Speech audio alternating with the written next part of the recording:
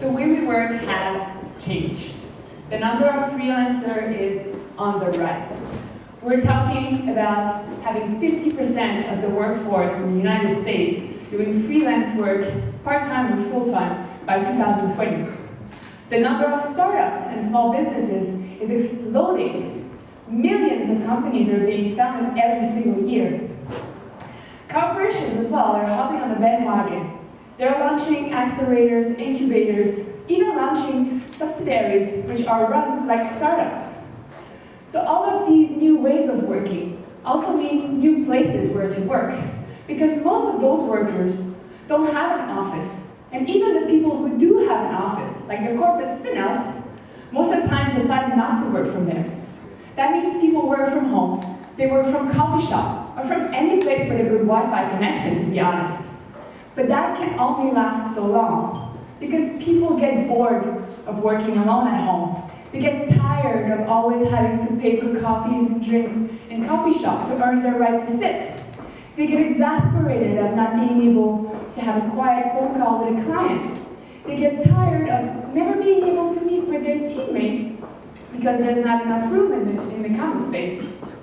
People want to get around people. They want to communicate. They want to have someone to bounce ideas over lunch. They want to be able to get inspired in their downtime.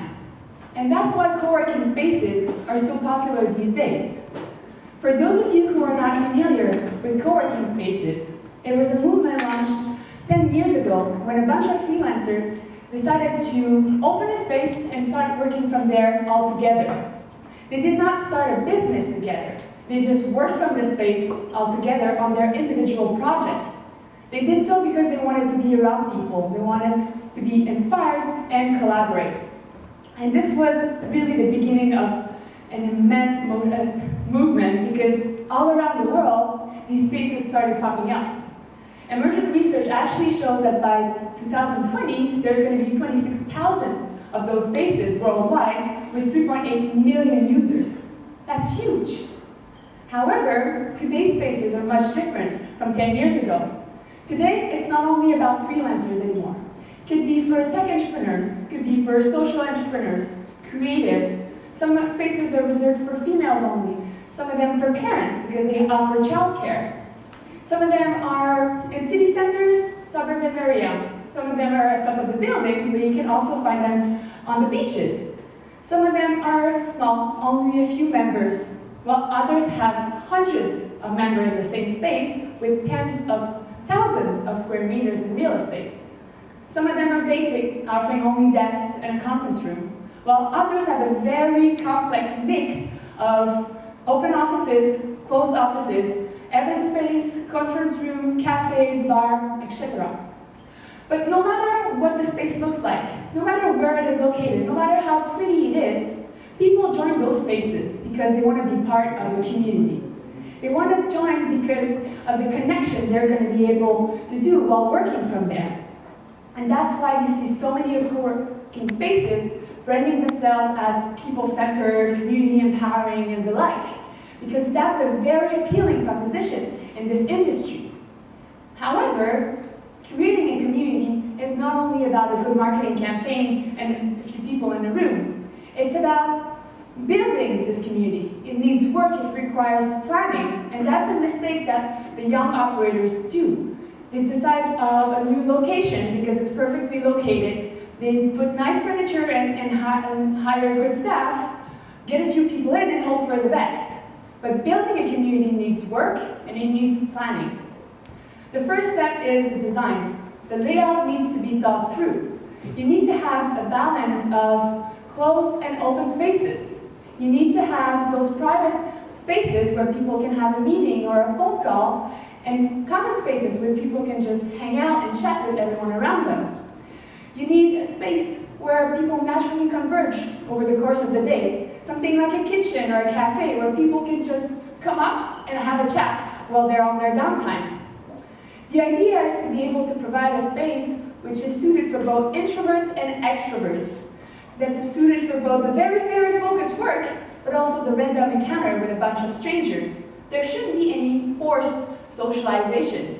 There should be, people should be able to be as friendly or as reserved as they want in the space. Another very important thing is about activities and events occurring in the space, because the space needs to be alive. I'm not talking about throwing parties every single night, but I'm talking about hosting a happy hour once in a month, organizing a ping pong tournament or a PlayStation tournament, or maybe having a community breakfast or a lunch. It can also be about organizing a nice talk with an inspiring speaker, or putting together a panel with experts from a variety of fields. The idea is to generate content for people to learn, for people to grow, and to get together. Another very important aspect is about curating the community. What I mean by curating is that you need to find the right people to build a strong ecosystem. Ecosystem meaning you have to have people who can learn together, grow together, or just hang out together. It's about finding the right mix of people who are similar, but it can also be complementary. It's like your group of friends, to be honest. Not all of you have the same background, the same hobbies, or the same interests. But at the end of the day, you always bring something unique to the table, and all of you have something to get out of the relationships. And it's the same thing with the people in the co-working space. It's about bringing the right people who can work and have fun together. Another important aspect, because once you have those amazing people, you have to connect them. You have to make sure that all of those people know each other, or at least that they know of each other. And you can do this in very different ways, either through a database, for example, where all of your members are listed with their names, job title, and company name. It could be through having pictures on the wall with names of everyone, what they're doing, and what they can offer you. It can also be through a profile as a blog post on your website, or a little blurb at the bottom of your newsletter welcoming your newest member. It can also be through community managers. Community managers are the people whose focus is about understanding people's needs. They're the ones wandering around the space, talking to every single member every single day, because their job is to get to know them, is to get to know what they want, what they need, what they can offer, and then to connect all of those people together. They're the ones who really create the community once all the previous steps have been fulfilled. So to recap, to build a community in the space, you need a good layout. You need to keep the space alive with activities and events. You also need to curate the members to make sure the right people are there, and then you need to connect those people. And when you do that, and when you keep doing that, then magic happens. That's how the freelancer will get its new gig. That's how two entrepreneurs will start a business together. That's how the corporate spin-off would hire its new employee. That's how a young professional will find her new mentor. But it can also be how the new mom will find a babysitter, how two people will meet and become best friends for life, or simply the homeowner finding a handyman. The possibilities are endless, both professionally and personally, and that's the beauty of co-working. Because co-working accelerates serendipity. Through the community that's created in this space, people make unexpected encounters and embark on unexpected journeys. But this can only happen because you created the community, because you made it happen. Thank you.